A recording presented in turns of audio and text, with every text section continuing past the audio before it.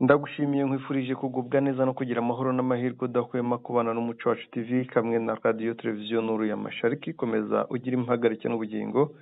Yenda umushakamba Maurice ndi kumwe na mugenzi wanjye Sentama wiriwe amahoro. Mwiriwe neza mushakamba muri amahoro natwe turandi. Yego natwe turi amahoro rwose. Yego. Reka tujye mu makuru yacu mu burasirazuba bwa Repubulika ya Demokarasi ya Kongo, ariko hari inkuru ibabaje. Yego. Ya wa mwana wabajije Jean Pierre Bemba impamvu batohereza abana babo mu gisirikare ariko bo bakabashishikariza kujya mu gisirikare. Makuru ari kwemeza ko yahishwe n'abantu bataramenyekana ariko bikekwa ko ari abashyigikiye ubutegetsi bwa Kisegeti. Ni byo bamwivuganye ariko iyo urebye uburyo yapfuye ahanini ni inkomyi. Ubona ko yakorewe yicarubozo. Yego. Ariko batangiye kubihakana babinyomoza bavuga ngo uriya si we. Hari inkuru mbonye banditse. Ngira ngo ni ukwikura mu isoni kuko Yego. icya mbere ku munsi w'ejo hiriwe amakuru amutabariza. Yego. Nuza iri kureklama. Yego. Iriya kaminuza. Yego. Kandi ntibyaba ari igitangaza kuba bamwishe kuko ni ibisanzwe kuri bo. Yego. Nkeka ifoto isa n'iyo se yava hehe y'umuntu wapfuye ubundi ko iriya foto atari photoshop. Hari uwo bashyizeho. Ndebe ko mbibona mbiguhe. Umpamagaye hari aho mbireba. Yego. Ariko ntabwo ari bo barabeshya. Bakora ibintu bibi byinshi. Ikiriho aramutse atari we byagaragara buriya kaminuza ikoresha. Ikigaragara ntabwo ari we. Uwapfuye ntabwo ari we. Uriya wapfuye ifoto bagaragaza ntabwo. Oya ni we. Iyo bagaragaza ni impimbano. Ariko noneho uwo bagaragaza ndabishaka. Yego. Ikiriho birababaje cyane. Yego. Birababaje cyane kuko kuba yaba yapfuye twavuga ngo urupfu rwe rukwiye kuryozwa Jean Pierre Bemba na Kisekedi. Iriya leta. Bakanatanga n'indishyi ku babyeyi. Simbyizeye muri Kongo niba byabaho. Ntabwo byabaho nyine. Ariko urumva nyine ni agahinda. Birumvikana. Ndabibona ariko ndayishaka ndayibona ndayiguha. Twajya ku ngingo tugakomeza n'amakuru. Yego. Reka tujye ku ngingo. Byo ndaza kubona n'imbibona ndabiguha. Reka tujye ku ngingo tuzisome.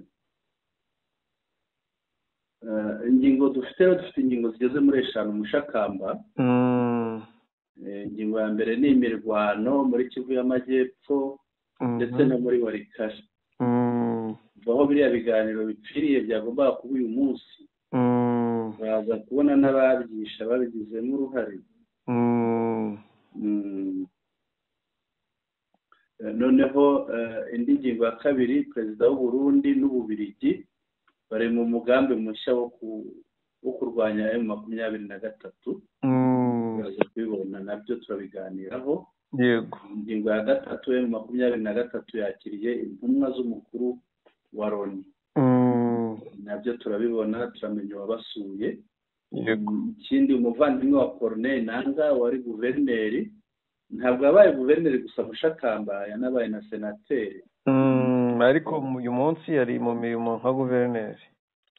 Ngira ngo ahubwo kuba guverineri byarabanje.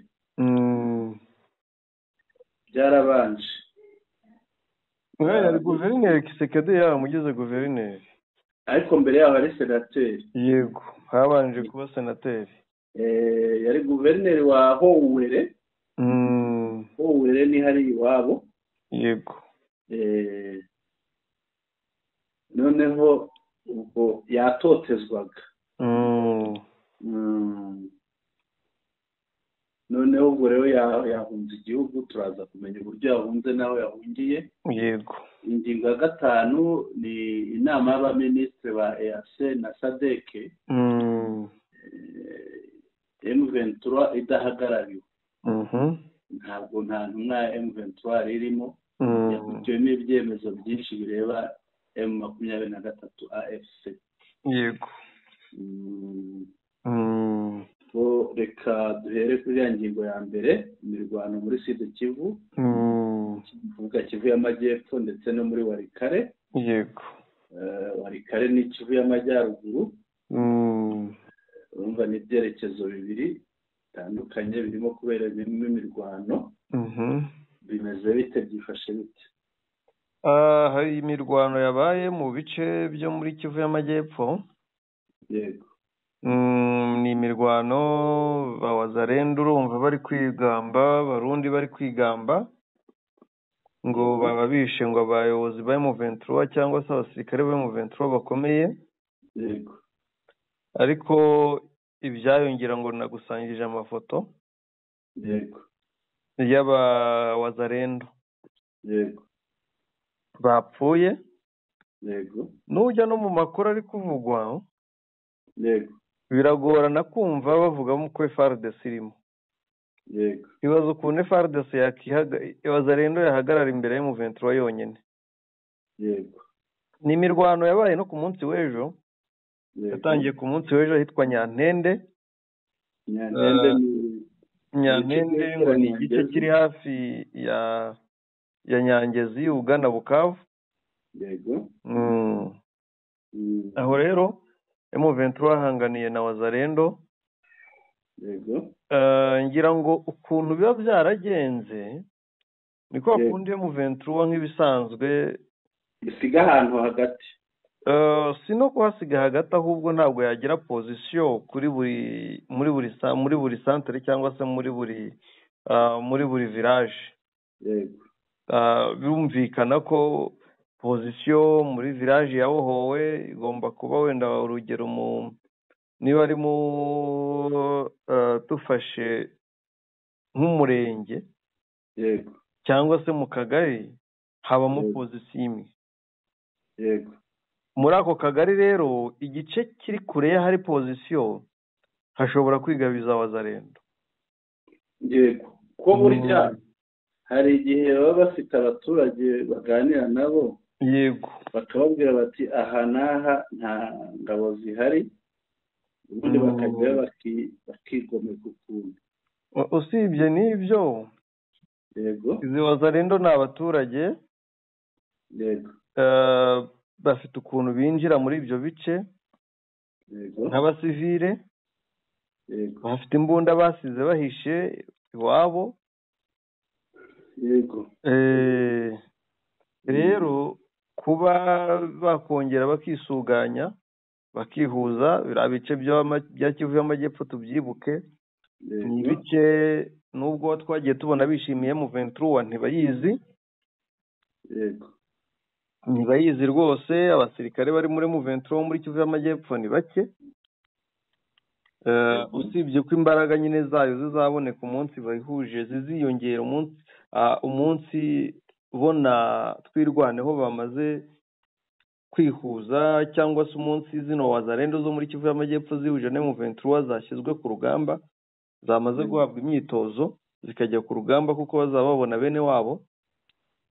ibi rero ntibyatuma ibitero bya Gicengezi, ibitero bya Giteramwe, ibitero bya Wazalendo bibura. nta kindi bari kuba bagambiriye, ni ukugambirira kuza muri quartier bakavuga ko bazigaruriye, bakica abaturage bashinja gukorana na M23. yego, bakifotoza, ubundi M23 nayo ikava aho iri harimo intera ikaza kubirukana. ni icyo ngicyo cyabayeho. hapfuye Wazalendo batari bakeya, amafoto y'imirambo turayafite nk'ibimenyetso, ariko nta M23 yapfuye. urugero, impamvu mbivuze gutya, yego, nujya mu nkuru ziri kwandikwa n'ibitangazamakuru by'i Kinshasa barakubwira ngo hapfuye umusivili umwe, ngo hapfa abawazarendo 5, ngo hapfa aba M23 barindwi, ngo harimo n'abafite amaranka, umusivili umwe arakomereka, ngo M23 umwe arakomereka, ngo n'imodoka ebyiri za M23 zirangirizwa. Kandi barangiza bakavuga ngo ibyo bice biracyakontororwa na M23. Waba umuntu wiciye abantu benshi, ari uwiciwe abantu benshi n'uticiwe abantu benshi usigara akontorora igice ninde? Uwiciwe benshi birumvikana arahunga kuko aba yagize intege nke. Rero ikikubwira ko bivuguruza ni Stanis Bujakera. Iyi nkuru ndi kuyikura iwe. Yego. Niba avuga ngo M23 yapfushije barindwi, wazarenda ipfusha 5, M23 ngo imodoka zayo zirangirika 2. Yego. None se ubwo yari kuguma igenzura ko gace?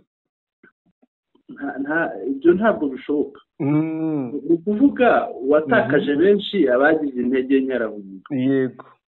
Watakaje bake akagira abafata bakabingaruzwa muheto. Yego. Imfungwa z'intambara. Akanafata n'ubutaka barwaniye. Birumvikana. Yego. Ariko ngo n'ubundi ngo haracyakontororwa na M23, kandi akavuga ngo M23 yaratakaje. Watakaza benshi ntiwamburwa igice. Yani ibinyoma. Ibyo rero niko biba byifashe. Ariko nanone no muri Warikare, yego, muri iyi minsi usibye ibinyoma bya Kinshasa iri gushyira imbere, nta kindi kiyigize. Muri Warikare naho imirwano naho yabaye. Yego. M23 ibasha kuva mu bice yari irimo bya cya gicajya baherukamo cyitwa, reka nze ndebe, hari Kibuwa, hari Kibuwa. Yego. Ibasha kuva Kibuwa yegera imbere igana ahandi yihitwa, yanze mpagere mitema kubwira ahandi hitwa Mofi cyangwa Mupofi bitewe n'uburyo umuntu aprononsa. Pofi. Nabonye hari baprononsa bitandukanye. Ni Pofi. Aha rero bahageze baraharwanira. FARDC sinanirwa kubirukana Mupofi, barahaguma n'ubu niho bari, baracyasakiranye. Yego. Ariko abaturage kandi bakomeza guhunga bajya bahunga Warikare centre, kuko ahangaha ni mu birometero hagati ya 45 na 50 ugana muri Warikare centre. Ariko rero abaturage bo muri Warikare bakomeza kwihungira bigira mu bice bya bagana Kisangani muri Chopo, mu ntara ya Chopo. Yego. Uko byifashe rero ni nako igitutu kiguma kuri Uvira. Yego. Aho bivugwa ko rwose bitoroshye kuri Uvira. Yego. Uvira rwose ngo ntibyoroshye habe na gato. Ngira ngo Uvira izavamo itunguranye. Izatungurana. Uretse no gutungurana,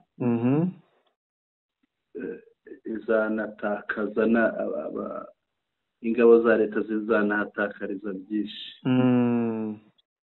byaba mu bantu byaba n'ibintu, ni byinshi bizahatakarira, kuko urebye imiterere yayo Mushakamba irabikwereka. Uvuga Uvira iyo uva ku mazi, yavuga ku mazi ya Tanganyika ku kiyaga, kuvaho winjira mu gihugu imbere, yavuga muri Kongo, urazamuka guterera imisozi. Yego. Iyo misozi yose M23 ARC irimo. Bivuze ngo abari muri Uvira hari ikibazo nk'icyagoma. Ukuvuga inzira bafite ni y'amazi. bitari y'amazi rero nta handi babona baca. kandi inzira y'amazi isaba ibikoresho, isaba amato. yego, amato aba adahagije kugira ngo atware abantu bari muri uwo mujyi. ni nka bimwe bya Goma rero. kandi noneho twibuke ko buriya Goma icyorohereje aba FRDC barimo ni ukuba hari MONUSCO. bamwe birukiye muri MONUSCO bihisha aho ngaho, biraborohera. nubwo wenda barimo ariko barahihishe, bahihishe bimera nk'aho bibahaye agahenge, bibaruhuye. bwa buryo bwo guhunga nabwo bwari bugoye, bwashoboraga no kubura, bakaba banabigwamo bagwa mu mazi cyangwa se bakomeza guhangana n'uwo barasana batanamushoboye. naho Uvira nta MONUSCO ibayo ngo ibahishe. yego, bivuze ngo rero abazagerageza kuyirwaniramo bo ku ruhande rwa leta ya Kinshasa bazarwana batavuga ngo turahungira aha, kuko n'ariya amazi kuyanyuramo ntabwo byoroshye. niyo mpamvu mvuga nti hariya hazatakara byinshi kubera imiterere yaho, kubera amazi, kuko ntabwo ari buri wese wanyura mu mazi, bisaba bya bikoresho, bisaba amato n'ibindi. nicyo nashakaga kuvuga. yego, twajya ku ngingo ikurikira. ingingo ikurikira rero iravuga perezida w'u Burundi we ku bufatanye n'Ububiligi bari mu mugambi mushya wo kurwanya M23. kugira ngo wabikurikiranye amakuru urayafite. bwana Sentama, yego, perezida Neva urabizi ko yatangiye ibiganiro n'u Rwanda byo gushaka uko bazahura umubano. yego, amagambo yavuze yatunguye abantu benshi. ndayibuka. yego, yagize ngo iki? sinzi, kereka wenda ari muri video, ariko yavuze ko yagendaga avuga imyaka. yego, avuga ati muri iyi myaka ibibazo byagwiriye ko byaturutse mu Rwanda. muri iyi myaka ibibazo byabaye i Burundi byaturutse mu Rwanda. ubona ko ari umuntu ushaka kwikoreza u Rwanda ikintu nakwita ngo ni umusaraba, no kwanisha abanyagihugu bo mu bindi bihugu u Rwanda. si abanyagihugu gusa, buriya n'abanyamahanga nabo. mbese akagaragaza ko u Rwanda, ibihugu bikikije u Rwanda, y'ibyo bihugu ari kuvugamo, ko u Rwanda ari rwo rubatera ibibazo. ariko Mushakamba, aha ngaha umuntu yakwibaza, se General Neva biriya bintu avuga yibuka ibyo akora mu kibira tutagiye kure, two kwirwa tujya no mu myaka ya kera turebe byonyine ibyo akora mu kibira. ahubwo uburyo bworoshye bwiza. yego, aragaragaza, numvisha navuga ko ngo mu Rwanda ngo hari amoko, ngo mu Burundi ntarimo. ntayarimo, mu gihe no mu itegeko nshinga ryabo ahari. ikirimo ni kimwe, icyo kuvugaho cyoroshye kugira umuntu avuga. Mushakamba biriya byaba ari nko gushinyagura. navuze ko mu Burundi nta bihari. uwamusobanuza abahunze, bariya abantu bahungaga iki? bari mu butembere, abantu babaye Mahama bagiye gutembera Mahama. uyu munsi turavuga uwazanye amoko, yego, undi agashaka gushaka icyatuma ayo moko n'uwayazanye bitavugwa, ahubwo agashaka uburyo hari n'ikindi Mushakamba agaragaza ko iby'amoko ari nka karande y'u Rwanda. hari n'ikindi Mushakamba, buriya 94 Uburundi abandi bohereza impuguke. Uburundi burya ngo bwohereje impuguke mu kwicana. oya, birazwi ko abasenidede bakoze impuguke mu kwicana zo kwigisha interahamwe, abahuzamugambi, rwa rubyiruko rwariho kiriya gihe, rwari amashyaka y'amahezanguni. ahubwo dore ikintu ngo kishe umubano cyane wa Neva n'u Rwanda. Yego. Nubwo wenda abantu batajya bagikomozaho cyane. Yego. Neva urabizi ko yohereje intumwa kenshi. Yego. Asaba u Rwanda ngo rumuhe abahunze. Yego. U Rwanda rwamubwiye ati birashoboka ariko natwe yego muri icyo gihugu cyawe harimo abajenosideri.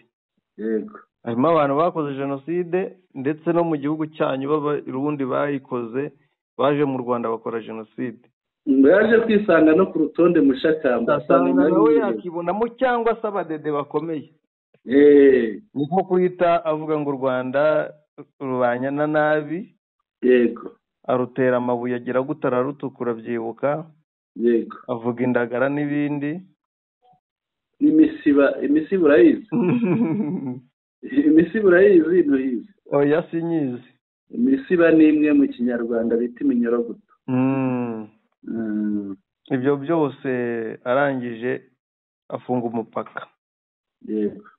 Rero ikintu ku magambo ya Neva. Yego. Niba ibyo byose byaraturutse mu Rwanda. Yego. Ababikuye mu Rwanda.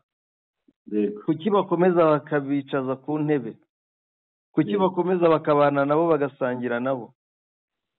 Ni abajenosideri bavuye mu Rwanda ba FDLR. Kuki bajya muri Kongo bakicarana n'ubutegetsi? Kuki bazi Burundi bakicarana n'ubutegetsi bakidegembya? Niba bafate ngo babagarure mu Rwanda, icyo kibi bavuga kigume mu Rwanda, kinakemurirwe mu Rwanda. Yego. Kuko ibyo byose nitujya kureba turasanga ni FDLR yabibashiye. Yego. Yanabivuzemo ngo bakoze gutya na gutya hano ngaha bagiye baza. Yego. Abakoze jenoside mu Rwanda. Kuki bakoze jenoside mu Rwanda bakaba bari Burundi? Badakurikiranwa ko ari icyaha mpuzamahanga kandi kikaba icyaha kidasaza. Kuki bakoze jenoside mu Rwanda bakaba bari muri Kongo badakurikiranwa? Bamwe bakaba bari gufatwa uyu munsi na M23 nyuma y'imyaka 30. Yego. Icyo nicyo kintu cyakarebwe mbere yo kureba ibindi byose cyangwa mbere yo kwita ku byo Neva ari kuvuga. Yego.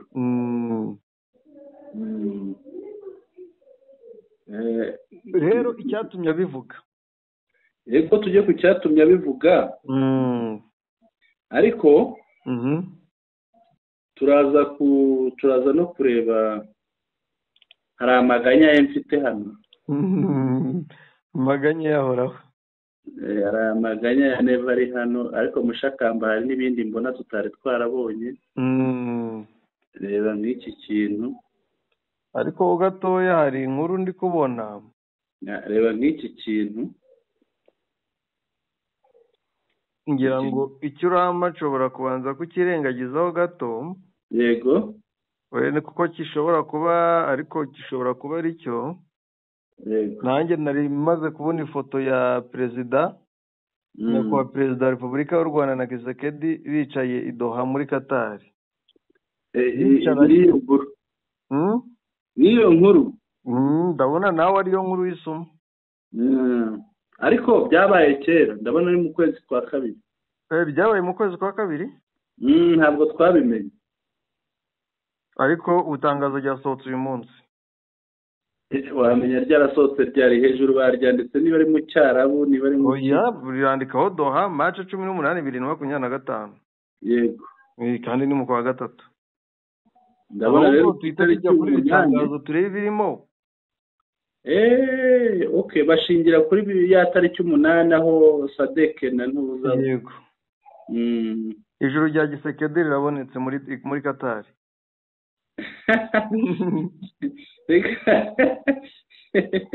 Reka turaza ngo iri tangazo tuze kurisoma. Ahubwo twite turisoma. Reka turigeho. Yego. Ko nirishya cyane riragira riti joint statement between the state of Qatar, the Democratic Republic of the Congo and the Republic of Rwanda. Ni inyandiko mvugo ihuriweho. Ihuriweho n'impande eshatu, igihugu cya Qatar, igihugu cya Repubulika Iharanira Demokarasi ya Congo ndetse na Repubulika y'u Rwanda. Doha nyine muri Qatar, March 18, 2025. Vuga iyi nyandiko byabereye i Doha muri Qatar kuri iyi tariki y'umunsi. Noneho ikavuga iti as part of efforts to ease the situation in the Eastern Democratic Republic of the Congo, the state of Qatar hosted a trilateral meeting in Doha on Tuesday. On Tuesday, March 18, 2025, attended by His Highness Sheikh Tamim bin Hamad Al Thani, Emir of the state of Qatar. Uyu ni umuyobozi wa Qatar, ariko ndaza kubisubiramo reka ndangize iki gika. His Excellency President Paul Kagame, President of the Republic of Rwanda, and His Excellency President Felix Tshisekedi Chilombo, President of the Democratic Republic of Congo. Kuvuga ngo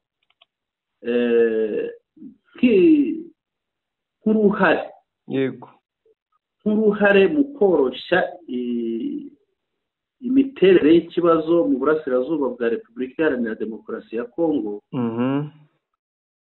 leta ya Qatar yakiriye inama y'inyabutatu ibera i Doha kuri wa kabiri tariki 18 z'ukwa gatatu 2025. Iyo nama ikaba yitabiriwe sinzi uko babita ni umuyobozi babita Emire umuyobozi wa Emira. Uyu nguyu Sheikh Tamim bin Hamad Al Thani akaba ari Emire wa Qatar. Leta Qatar none uvuga ni tumufata mu rwego rumwe na perezida. Noneho nitabirwa na nyakubahwa perezida wa Repubulika y'u Rwanda Paul Kagame ndetse na perezida wa Repubulika Iharanira Demokarasi ya Congo Antoine Felix Tshisekedi Chilombo.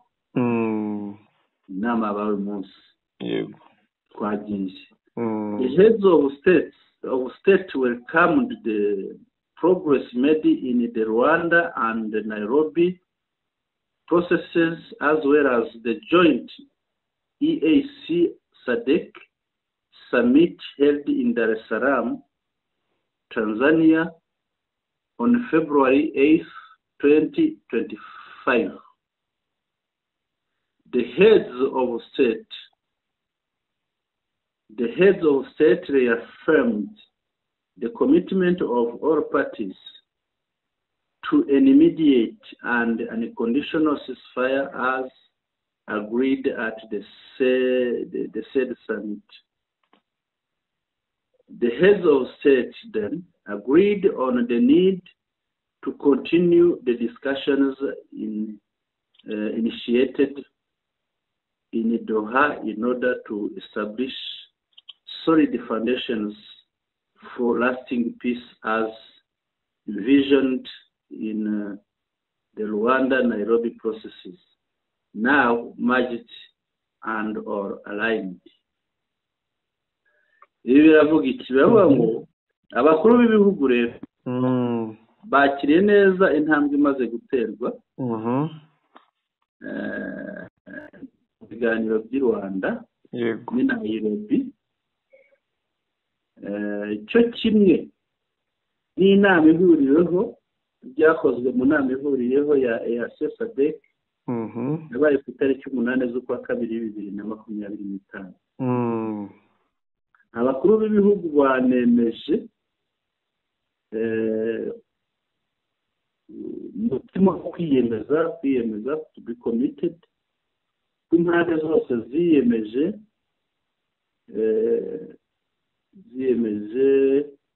guhagarika imirwano nta kintu, nta ngingimira, nta kintu umuntu aburanye avuze ngo habanze hakorwe ibi hagira bati nta kondisiyo bashyizeho mbese.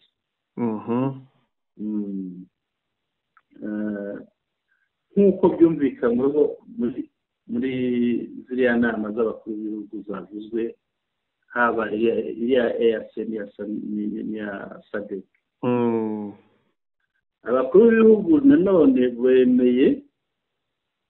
bemeye akamaro, bashyigikiye akamaro ko gukomeza ibiganiro mu mujyo wa Doha nk'ibi batangiye mu rwego rwo gushyiraho ifatizo ry'amahoro arambye, nk'uko biri mu ntego za Rwanda na Nairobi. Ibiganiro bya Rwanda na Nairobi byahujwe cyangwa se byashyizwe hamwe. His Excellency President Paul Kagame, President of the Republic of Rwanda, and His Excellency President Felix Tshisekedi Tshilombo, President of the Democratic Republic of Congo, thanked the State of Qatar and His Highness Sheikh Tamim bin Hamad Al Thani, Emir of the State of Qatar, for their hospitality and for organizing this fruitful meeting, which helped build confidence in a shared commitment to a secure and stable future for the Democratic Republic of Congo and the region. Itangazo riravuga ko abaperezida bombi w'u Rwanda n'uwa Congo bashimiye uyu muyobozi wa Qatar, Emir wa Qatar, bamushimira kuba yabakiriye neza, banamushimira kuba yakiriye iyi nama ikabera iwe, inama y'ingirakamaro izanafasha mu kubaka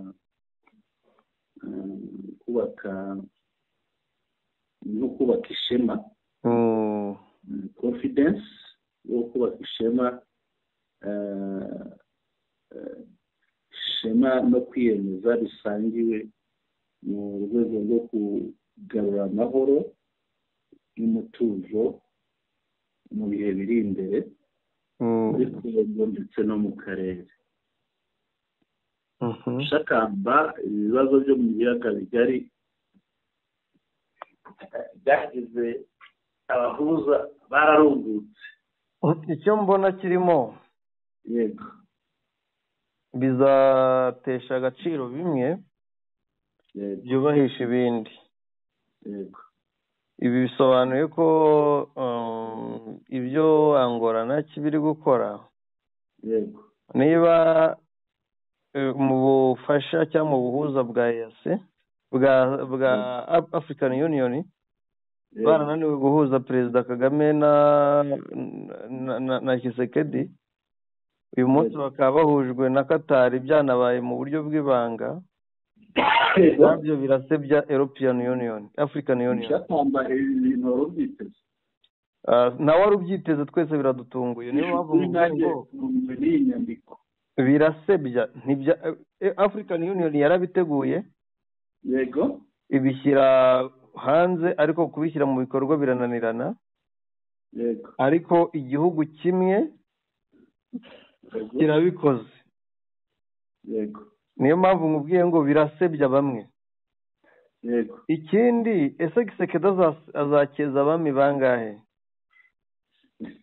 Aramubwira yemera ibingibi muri Qatar, ariko se Ububiligi bwo ibyo yabwemereye byo bizagenda gute?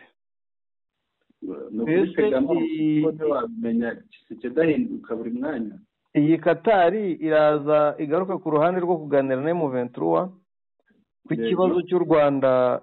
Ubundi ikibazo cy'u Rwanda na Kongo cyararangiye aho M23 yafatiye ibice byose bihana imbibi n'u Rwanda. Cyasigariye kuri ideology no gutuka u Rwanda no guharabika u Rwanda. Ariko Kisekedi cyangwa Katari izaza yohereza intumwa cyangwa ihamagare yohereza indege ze yema abayobozi ba M23 yumva ibyabo, nimara kumva ibyabo yongera ihuze Kisekedi na M23 wenda na Kagame ahari kugira ngo bibe byiza kurushaho.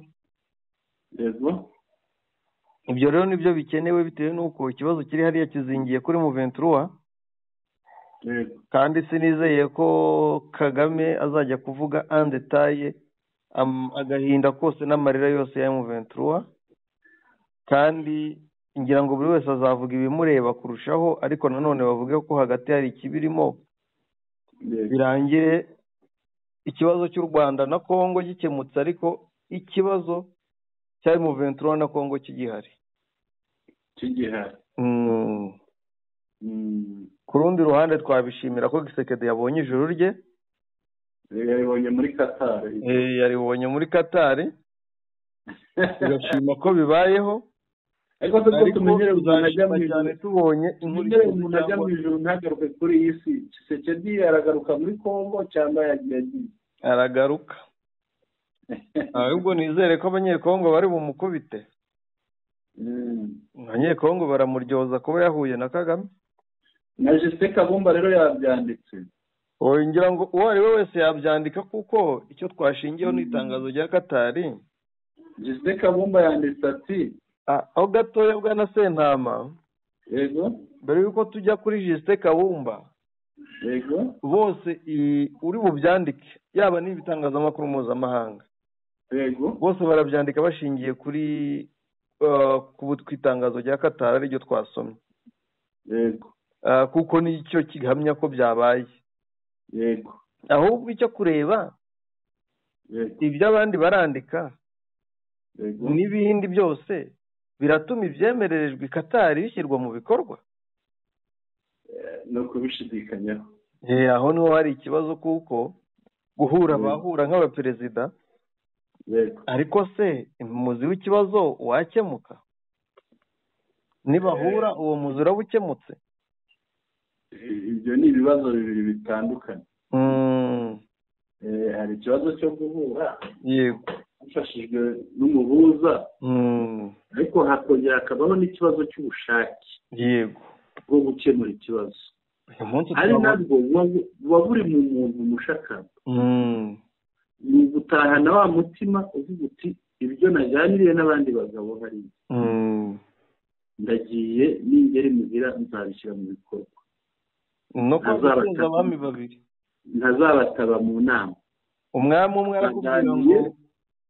umwe arakutegeka kurwana, undi akubwira ngo wirwana. Icyo gihe bizagenda bite? Nyine biriya nibyo nkubwira ni sinzi uko twamufata Perezida Tshisekedi, niba atari ukumenya gufata icyemezo, ariko kandi kutamenya gufata icyemezo uri umuyobozi uyobora igihugu byaba ari ikibazo. Waba ukijyana ahantu ntamenya gusobanura aho ariho. Ariko iyo ugiye mu biganiro kumvikana n'abantu, burya hari ijambo ririmo rikoreshwa hano muri iyi nyandiko bavuga ngo commitment. Commitment ni ijambo ry'icyongereza riremereye. Kuba committed ni ukuvuga ibintu waganiriye n'abantu barabyemeye, kandi noneho kwa kubyemera kwawe bizagaragazwa n'uko uzabishyira mu bikorwa. Iyo utabishyize mu bikorwa, abantu baravuga bati wa muntu ntabwo yari committed, nta bushake yari afite. Ubwo bushake buzerekanwa n'ikizava mu bikorwa uzakora ushaka kuzuza byasezerano wagiranye n'abantu. Byaba bibabaje rero gushakamba kurira indege ugakoresha amafaranga y'igihugu ukava Kinshasa byonyine kugera hari igoma bajya bavuga ngo ni voruduwazo ni ukuvuga ni unyuze mu kirere urambuye atari bya bindi tugenda mu muhanda dukatakata hari ibirometero bigera ku 2,000. Yego. Nugenda ukatakata 2,000 biraba bita. Noneho wongereho kuva hano mu burasirazuba ukagera i Doha. Umuntu akoresha amafaranga y'igihugu yagakoze n'umuhanda cyangwa akakora n'ibindi cyangwa akakibikira n'ishuri cyangwa ivuriro runaka cyangwa se akaba yaba n'imfashanyo ku muntu ufite ikibazo w'umuturage akagenda akajya hariya akajya kuganira ibintu atazemera gukora. Sinzi icyo kintu kukibona. Bwana Sentama tutiwe twirushya. Yego. Wenda matangazo arasohoka tuvuye muri studio ariko ejo tuzabiyavugaho. Yego. Reka dutegereze icyo uruhande presidence cyangwa se guverinoma ya Kongo ibivugaho. Yego. N'icyo u Rwanda rurabivugaho. Nibyo biri bugaragaze uburyo ki izo mpande zihagaze muri ibyo biganiro. Yego. Kuko twagiye tubona ibiganiro byinshi bitandukanye byabaga ariko Kongo yagera iwabo igatangaza ibihabanye n'ibyatangajwe bivuye aho ngaho. Yego. Reka rero dutegereze. Gahora gutangara wumvishe Kongo ije ivuga ngo bemeje ko M23 irasubira inyuma. Yego. Rero reka turebe ibizavamo n'ubundi turahari ibizavugwa n'ibyo bihugu tuzaza tuvuga ukuri kwabyo kuko Kongo niba yagiyeyo igira ngo yikize Qatar. Yego. Turaza kubimenyera mu itangazo bari bushyire hanze. Yego. Kubera ko biriwe barwana. Yego. Ese barakina wa mukino wo kurwanisha Wazalendo FARDC gaceceka bakitwaza ko ngo bari kurwana bo bahagaritse imirwano kandi Wazalendo ikora ku bwabo. Reka dutegereze turebe ikizakurikira kuko muyaya na muri kumurya. Hano mfite inkuru yanditswe n'abakongomani iragira iti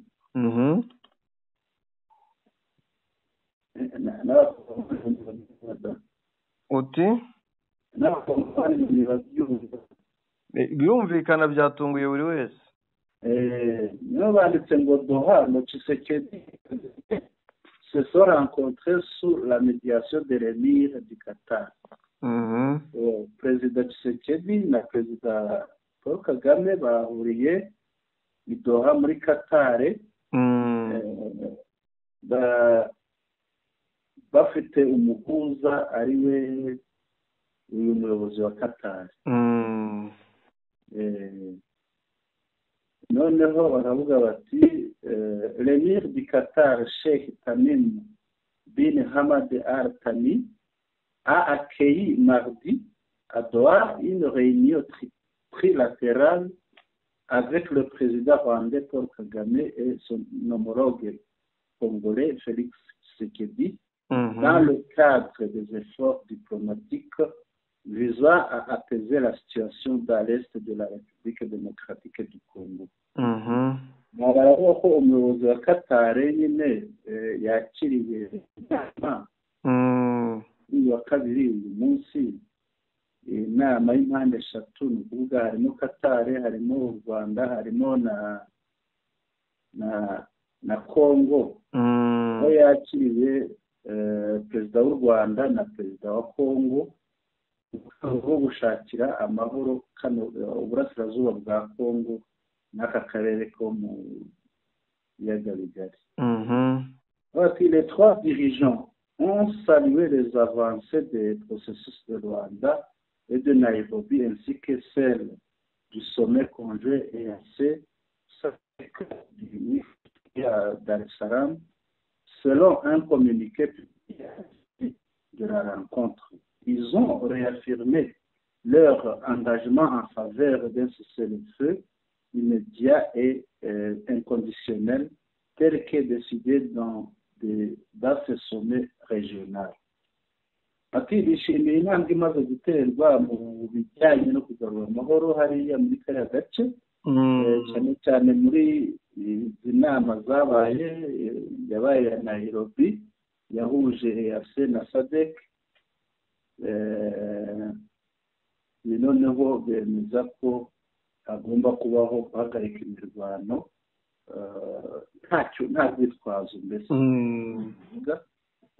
mu buryo buri kondisiyoneri, mu buryo buri imediya, mu buryo bw'ako kanya kandi nta rwitwazo nk'uko byemejwe muri iriya nama z'akarere zabaye mu bwa EAC na SADC. Les discussions devraient se afin de consolider un cadre aligné entre les initiatives de Rwanda et de Nairobi pour une solution durable au conflit. Kagame et Tshisekedi ont exprimé leur gratitude envers l'émir du Qatar pour son rôle de facilitateur et son hospitalité. Kuvuga ngo iyi nama ya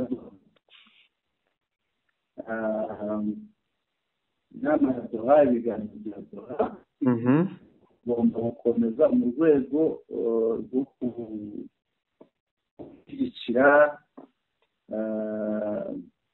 gushyigikira ibikorerwa i Rwanda, ibiganiro by'i Rwanda n'i Nairobi mu rwego rwo kubonera umuti cyangwa igisubizo kirambye biriya bibazo byo mu burasirazuba bwa Kongo. Ariko ndumva iyi nkuru nayo igaruka kuri rya tangazo. Ni rya tangazo n'ubundi ishingiraho, ngira ngo nta gishya kirimo. Wenda ikintu kirimo ni reka twirebere ibika bibiri bya nyuma. Le gouvernement de la République d'Angola, en qualité de médiateur, continue de faire tous les efforts pour que la réunion ait lieu à temps, réaffirmant que le dialogue est la seule solution durable pour la paix dans l'Est de la République démocratique du Congo, précise le communiqué. Ibi nabyo bishingiye kuri rya tangazo. Ahera rero le M23 accusé par Kinshasa et l'ONU d'être soutenu par Kigali. Ni bya bindi bisanzwe byabo. Ni bya bindi za komantere zabo zisanzwe. Yego. Rero yego bimwe nari navuze byo gukeza abami babiri. Yego. Ejo twavuze Ububirigi drone n'intwaro buri gutanga. Noneho ngo bwagiye bureba na Tshisekedi nako Ndayishimiye bumwizeza kumugurira bijyanye kumuha cyitwa igitoro. Yego. Cyangwa se ibikomoka kuri peteroli ku buryo ubukene n'ibindi bibazo byari bihari bivaho, mwishyurira imyenda ngo bari barimo igihugu cya Tanzania byatumaga ibitoro bitaza neza. Yego. Ibyo ngibyo ngo akaba ari byo byatumye Neva niba ndavuga ngo yishima yidoga cyangwa agira gute arangije yibasira u Rwanda mu mvugo ze. Mu gihe twari twiteze ko cyangwa twari tuzi ko bari mu nzira ahubwo zo kugarura amahoro. Yego. Nyuma y'ibyo rero ni imirwano igiye gukurikira kuko ngo icyo bamusabye bamuhaye ibyo, ariko bamwizeza nawe bamusaba ko agomba kongera imbaraga mu kurwanya M23 ari nako ngo arwanya n'u Rwanda. Yego. Kurwanya u Rwanda rubyo yabitangiye ku munwa. Yabitangiye ku munwa ariko buriya ntabwo yabitangiye kubisubukuye. Ndetse no kubisubukura sinzi ko ari kubisubukura kuko nta gihe yigeze abihagarika abisubika. Yabikomeje. Reka tuvuge dutyo. Ibi rero ku bwanjye ndabona bishobora kuzarangira bibaye iherezo ry'uyu mugabo. Yararangiye. Ubwo yararangiye kuko nta azuho kuko umunsi umwe reka mvuge impamvu ahuzagurika wenda nawe uraje umbwira icyo ngicyo. Uyu mugabo urazi ko amaze iminsi yohereza intumwa mu Rwanda cyangwa akanasaba n'u Rwanda rukaza bakavurira hakurya y'Uburundi uruhande rw'Uburundi kugira ngo urabizi hari inama twatangaje yabereye hariya zarabaye Kirundo n'ahandi mu Kirundo ngira ngo urabizi neza rero n'abadukurikira barabizi usibye nanjye ubwanjye. Rero kubona asaba ibiganiro rero nabyibugiye ibiganiro hagati y'u Rwanda n'u Burundi kubona rero asaba ibiganiro yarangiza agasaba n'intwaro umva ko muri aho hagati utamenya aho ari utamenya icyaha ni umuntu uhuzagurika ameze nka ya mpyisi yabonye ihene ebyiri zishishe irangije ihene zirutseho imwe ikinyura inzira yayo n'indi inyura inzira yayo yo ishaka kuzikurikira zose icyarimwe. Urumva rero ashobora kubikurikira byose icyarimwe ntagire na kimwe ashobora, byose bikamubera ubusa. Yego icyo njye nari ngiye kuvuga, yego umunsi tuzongera kumva yongeye kuvuga ngo si Kagame akumanse de sete konkete niyo arakontine, yego cyangwa nyakubahwa perezida ngo Kagame nakomeza ibi bitero nk'uko babimushinja kuko ari gufasha M23. Ibyo yabivugiye kubera ko yabonaga abasirikare b'u Burundi bari kwicwa na M23. Yego ati umunsi ngo bazaba kuri WhatsApp. Ariko niba ari ukuri niba atari ukuri simbizi, ariko ubona ko ari General Neva. Kambiguhe ibyo rero Neva arimo avuga ngo ko ari nko kuvuga ngo M23 niramuka igeze hano i Burundi, ngo nkurikije uburyo M23 iri kugenda ndabona umunsi umwe izagera hano i Burundi. Yego ngira ngo ntacyo yabonye kuko nta basirikare bashya yahawe bazasubiza inyuma M23 nk'uko yivugiye iryo jambo. Umunsi umwe nakomeza kugendera ku bicukano by'Ababiligi, umunsi umwe azabona Abarundi bashyigikiwe na M23 bageze i Burundi. Ubwo abo nshatse kuvuga ni babandi bafashwe boherejwe kurwanya M23 ikabafata, Burundi bukabihakana. Abo bari mu myiteguro yuko nibabanga bazataha iwabo ku ngufu. Nibataha iwabo ku ngufu rero bazakuraho Neva. Yego ikiganiro cye uti urabona icyo kiganiro cye internet yanjye yagiye, ariko n'ubundi nta kiganiro nta bizima bivugwa na Neva. Reka mbigusomere. Yandikiye umuntu ngo bonjour. Ni umuntu wamwandikiye ati bonjour, none se harya ofise abasoda muri Congo? Ndabasubiza ati yego, ariko abona narungitseyo bose M23 yarabamaze, agarutse bakeya nabo ndabafunga. Ndaramubaza ati none ubona utari guta Burundi mu manga? Ndarasubiza ati mugabo Gisekedi yandungikiye amahera menshi y'amadolari, iby'abasoda bapfa ataco bimbwiye. Ati none ubona yaranditswe n'umuntu ntabwo yaba ari Neva. Byashoboka ariko nk'umugani ugana kariho. Yego no gushaka kuba ari inkuru y'ibihari. None ubuntu utari umwicanyi ikwica ataco bimbwiye, upfa kuba mfise amadolari yanjye. None ko M23 izokwishura mugabo namaze kwaka ubuhungiro muri Serbia. Impamvu bavuga Serbia hano ni uko ngira ngo aherutseyo. Yego ngira ngo ni ukubara inkuru bigamije kuyiryoshya ariko nanone ivuga ukuri kw'ibihari. Yego. Twajya ku yindi ngingo. Reka tujye ku yindi ngingo mushakamba ngira ngo ni ya gatatu. 23 yakiriye intumwa z'umukuru wa Loni bimeze bite? Uyu munsi witwa Lemakis ubusanzwe ari umuyobozi w'ibikorwa by'ubutabazi bya Loni muri Repubulika ya Demokarasi ya Kongo, yakiriwe na Colonel Nanga ndetse na Bertrand Bisimwa i Goma. Ntabwo uzi ibyo baganiriye. Yego. Ibyo baganiriye ntabwo byavuzwe ariko baje nk'intumwa yihariye y'umunyamabanga mukuru w'umuryango w'abibumbye muri Repubulika Iharanira Demokarasi ya Kongo. Yego. Kuko ubusanzwe ni intumwa y'umunyamabanga mukuru w'umuryango w'abibumbye uyu Bruno Lemarquis. Yego. Uyu nguyu ari hejuru ya Bintou Keita, abantu babyumve.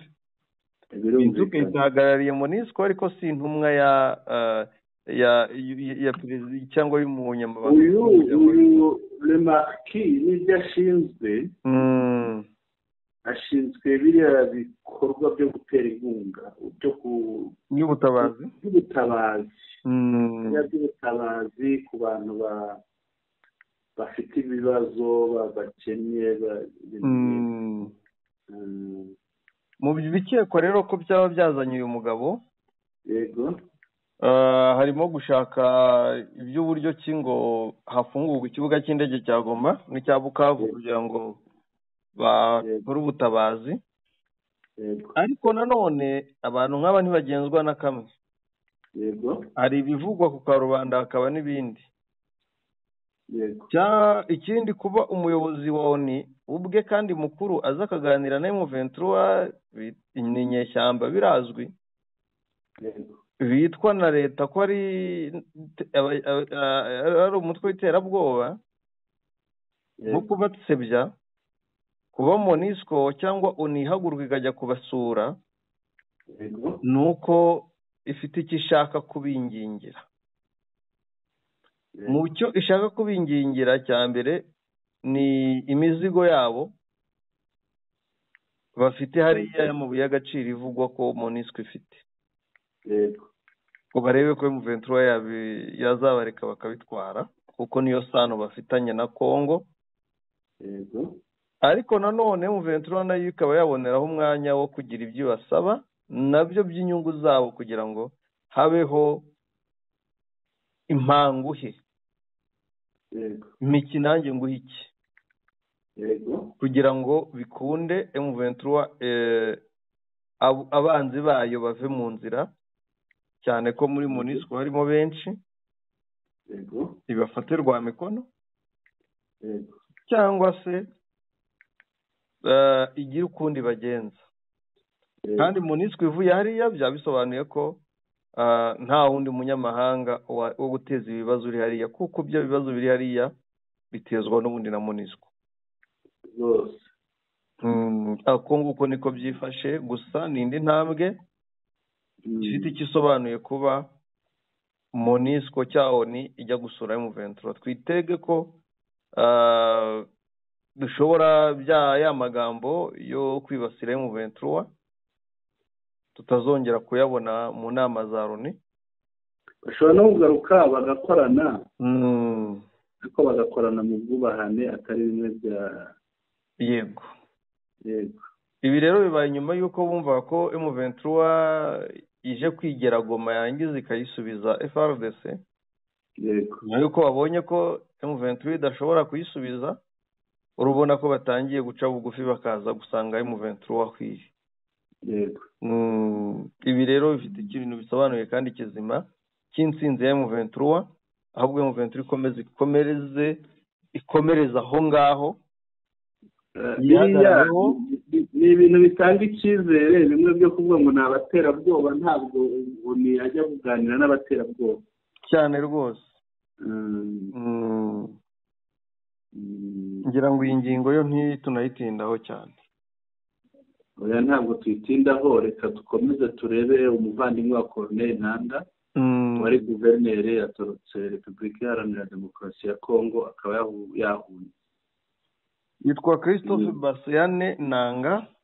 Yego. Yari guverineri wa Hontuel mu burasirazuba bwa Repubulika ya Demokarasi ya Kongo, yamaze guhungira muri biriya bihugu by'Abarabu. Yego.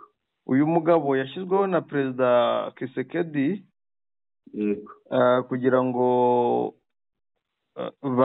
umuryango wa Nanga witandukanye na AFC M23. Yego. Ariko nyuma y'ibi byakomeza gutotezwa. Yego. Aratotezwa cyane nk'uko Africa Intelligence bivuga. Yatorotse mu kwezi kwa mbere muri uyu mwaka. Yego. Ahungira i Dubai muri Leta Zunze Ubumwe z'Abarabu. Yego.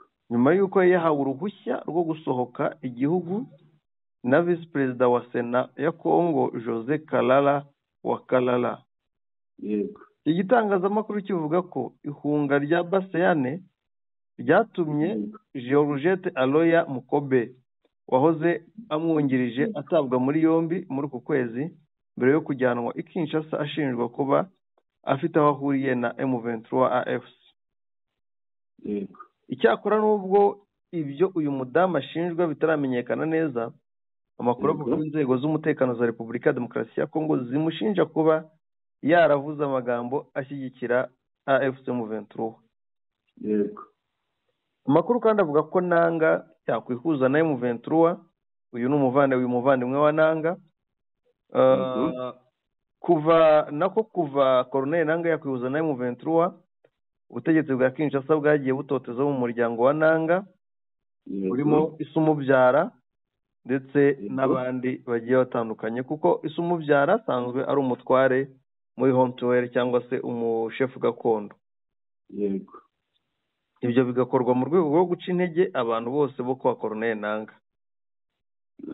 Mu yandi magambo ni no guca intege AFC M23. Kuva rero uyu musaza ubyara Nanga utangiye gutotezwa ni nabwo cyangwa kwibasirwa ni nabwo uyu muvandimwe we nawe yibasiwe. Yego. Biza kurangira ahisemo we gutoroka. Yego. Ayo niyo makuru hari y'itoroka ry'uyu Nanga Christophe. Yego. Twajya ku ngingo isoza. Yego.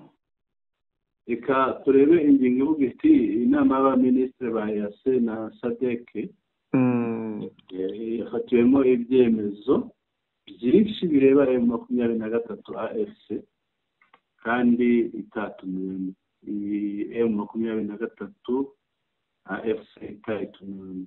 Bimeze bite? Ibi byavuzwe kenshi mu biganiro bya Rwanda bafatira umwanzuro M23 bikarangira nta na kimwe kigezweho. Yego. Twabivuzeho kuri iyi nama ya Doha. Yego. Yahuje abaperezida b'ibihugu byombi, twabivuzeho muri EAC n'ahandi. Ariko iyi nama ya EAC na SADC nayo yateranye birumvikana y'abaminisitiri. U Rwanda rwari rwanahagarariwe kuko rwahagarariwe na Nduhungirehe ndetse na Minisitiri Mariza Munda ari we Minisitiri w'Ingabo. Yego. Rero hari ibyemejwe. Ni inama yabereye Dar es Salaam muri Tanzania. Yego.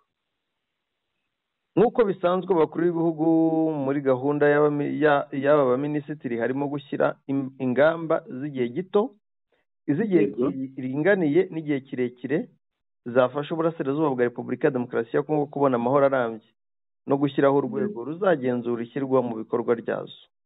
Yego. Ingamba z'igihe gito bazihaye iminsi 30 zirimo gutangiza ibiganiro ku rwego rwa gisirikare hagati y'impande zishyamiranye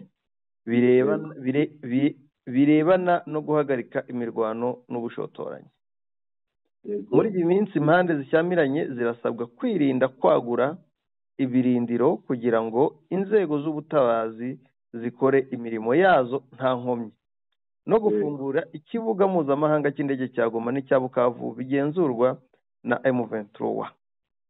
Akarere ka Afurika y'ibiyaga bigari gafite urwego rugenzura umutekano wo ku mipaka IGVM, abaminisitiri bemeranyije ko bazasaba uru rwego kongeramo abantu bahagarariye ya na SADC kugira ngo bifatanye mu kugenzura iyubahirizwa ryo guhagarika imirwano n'ubushotoranyi. Nanone mu ngamba z'igihe gito bemeranyije gushyiraho itsinda tekinike rihuriweho n'iyi miryango rigizwe n'abantu bari hagati ya 12 na 16 barimo abo mu nzego z'ubutasi, abashinzwe imirimo ya leta, ibikoresho n'ingendo zo mu kirere, bazajya bagenzura umutekano wo mu ntara ya Kivu y'Amajyaruguru na Kivu y'Amajyepfo, imigendekere y'ibikorwa by'ubutabazi n'umutekano w'ibikorwa remezo by'ingenzi.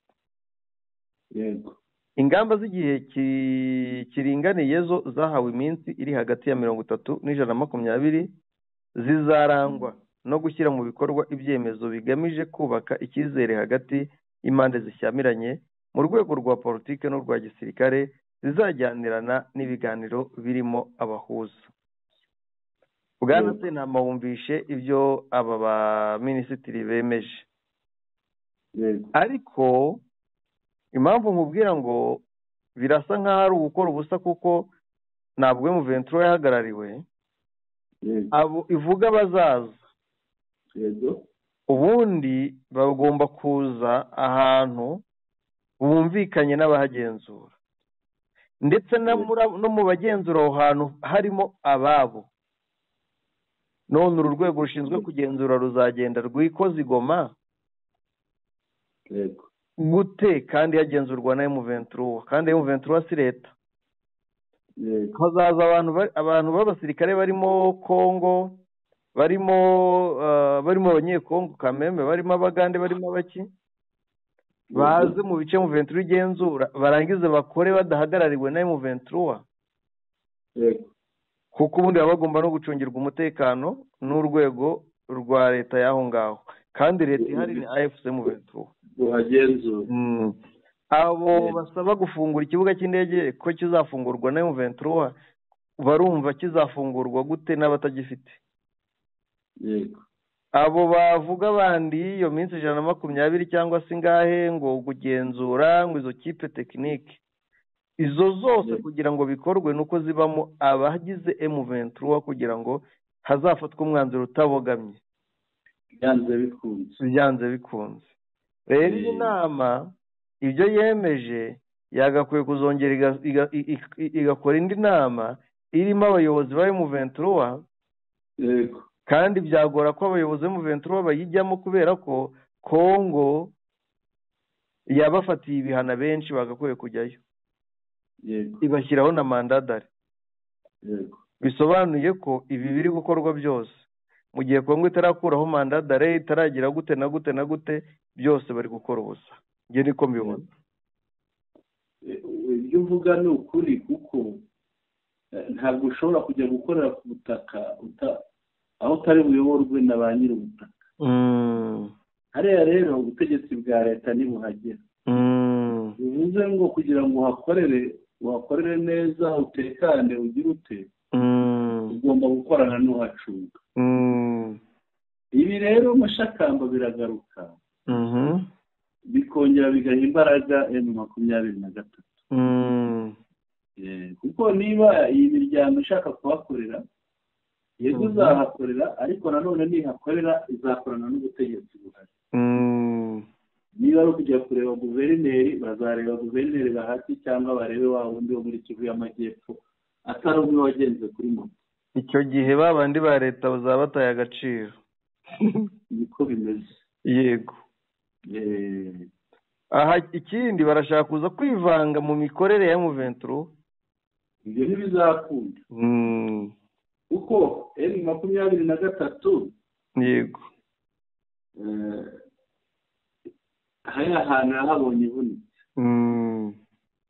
Ntabwo rero ahantu kupfa kuhanyaga rero babareke hatubwe n'ubonetse wese, ahubwo igihe cyo kubona aza wese agomba kugendera ku mategeko n'amabwiriza yahawe n'abahacunga, kandi abahacunga nta bandi ni AFC M23. None se bare abaje bakabonana na Corneille Nangaa ko batahamagaye Tshisekedi ngo bamubwire ngo bahahurire. Si cyo kibazo se? Yaje abonana na Corneille ntabwo bivuze ngo yabonanye n'umuyobozi wabo. Rero abazaza bose bazakorana nayo 23 ibyo nibabirengaho nta kintu bazakora n'ibizakunda. Birumvikana. Harya wakurikiye ihagarika rya ziriya radiyo ya VOA? Icyo nzi ni uko bayihagaritse gusa abakozi bose bagahagarikwa. Yego. Kandi akaba ari byo atari yo mu biyaga bigari gusa. Ariko Mushakamba hari amakuru avuga ko harimo abakoraga icengezamatwara ry'ingengabitekerezo ya jenoside. Birazwi yo na BBC. Yego. Birazwi ko hari uburyo kibabogamiraga cyane. Uze gusoma ari inkuru ngo hari mu Gifaransa. Cyane ko banakunda inkuru zirwanya leta zo muri Afurika kurusha ibindi byose. Rero inkuru ngo hari mu Gifaransa wumva ikintu ivuga. Uraza gusanga hari abashinjwa biriya icengezamatwara rya jenoside. Ngira ngo si cyo cyatuma bayifunga kuko abo bakirukanwa igakomeza, ahubwo ni mu migambi mishya ya Perezida Trump yo kwirinda. Arega tunarebye none se ijwi rya Amerika rimariye iki Amerika? Uravuga? Ijwi rya Amerika rimariye iki Amerika muri rusange, usibye kumva ngo kwemere ko Amerika ari igihangange? Ntiwamenya, ariko burya mu bintu hari akamaro kigaragaza kazwi tugendeye mu nyungu z'itangazamakuru. Ijwi rya Amerika ikora nk'igitangazamakuru cy'igihugu kuko ntango yamamaza. Sindumva hatambukaho publicité. Yego Amerika nk'igihugu gikomeye ku isi, ni byiza ko igira ijambo ikumvwa n'abaturage bo mu bihugu byose byo ku isi. Ariko mu buryo buri finance, imisoro y'abaturage ba Amerika ntabwo ikwiye guhemba abanyamakuru kugira ngo bakundishe Amerika isi yose. Urugero icyo nshatse kuvuga, ikora mu Kinyarwanda, reka tuvuge ijwi rya Amerika rikora mu Kinyarwanda ryo mu biyaga bigari, mu Kinyarwanda n'Ikirundi, rivuga inkuru zo mu Rwanda no mu Burundi, rimwe na rimwe bakavuga n'inkuru zibasira leta ziriho kandi izo leta zibanye neza na Amerika. Zizamamaza ngo zivuge ngo zihabwa publicité, kuko muri gahunda yayo ni kwamamaza n'ibirimo, kandi abo banyamakuru bahembwa na Amerika. Usibye icyubahiro cya Amerika, nta yindi nyungu iboneka kuri Amerika ku ijwi rya Amerika. Kandi igatanga amafaranga ku bantu batari abanyamerika. Wavuga ngo kuri iyi radiyo usibye icyubahiro nta kindi kintu Amerika yunguka kijyanye n'amafaranga, kandi byitwa ko ari icyagakwiye kungura Amerika, kandi akaba icyo kintu kigasohokamo amafaranga ya Leta Zunze Ubumwe za Amerika. Kuko wenda turebe USAID, imishinga myinshi yashoraga yari ifite indi mishinga bishamikiye cyangwa bikorana yungukira Amerika mu buryo tutapfa kubona, ariko ubwo iyo mishinga ikungukira Amerika. Ariko kuri radiyo usibye nyine icyo navuze cy'icyubahiro no gukomeza kuvuga ngo Amerika irahambaye, ariko ubundi nta n'ikindi kirimo, nta n'amatwara wenda usibye gutangaza inkuru zo hanze nk'ijwi rya Amerika, nk'inkuru zo muri Amerika, ariko ubundi n'ibijyanye no wenda n'inkuru cyangwa ibiganiro byo gusobanura Amerika, tumenye ubuhangange bwa Amerika, ntawabikurikiranaga. N'ubundi mu biyaga bigari bikurikiraniraga ya makuru ndetse n'ibindi biganiro bibanyura byo mu biyaga bigari by'iwabo ariko bagera mu byo muri Amerika umuntu agahindura urushinge. Yego. Twagana ku musozo. Yego, twasoza aya makuru yacu. Yego, reka dushimire abari badukurikiye, tubashimire cyane bakoze. Tubibutse kandi ingingo z'ingenzi twaganiriyeho zigera muri 5. Twaganiriye ku mirwano irimo kubera muri Kivu y'Amajyepfo no muri Walikale, Kivu y'Amajyaruguru, hagati ya AFCM na gatatu n'ihuriro ry'ingabo za leta ya Kinshasa. Tuganira kuba perezida w'u Burundi n'Ububiligi mu kurwanya M23. Tuganira kuri M23 yakiriye intumwa z'umukuru wa Loni. Tuganira ku muvandimwe wa Corneille Nangaa. Corneille Nangaa ni umuhuzabikorwa wa AFCM 23 wahoze ari guverineri, akaba yatorotse kuko yatotezwaga muri kiriya gihugu cya Repubulika Iharanira Demokarasi ya Kongo bamuhora umuvandimwe we Corneille Nangaa. Uyu akaba yageze i Dubai. Ikindi twaganiriyeho ni inama y'abaminisitiri ba EAC na SADC yateranye igafata ibyemezo bikomeye bireba M23 ariwe muri iyo nama. Turabashimiye rero abakunzi bacu dukurikira nakagaruka, ariko kandi ntimwibagirwe gukanda subscribe, abo nabasha wayikanze yongera kwikandwa rimwe, bakamukande like ikandwa rimwe kuri buri nkuru, mukande share ikandwa inshuro nyinshi hakurikijwe umubare w'abantu ushaka gusangiza aya makuru, kandi mutwandikire mubinyujije muri comments. Turabashimiye rero, ijoro ryiza Kamba, Sinari Sentama, mikoro ni yawe. Koze cyane bwana Sentama, bari badukurikira turabashimiye, mukomeze mugira impagarike n'ubugingo.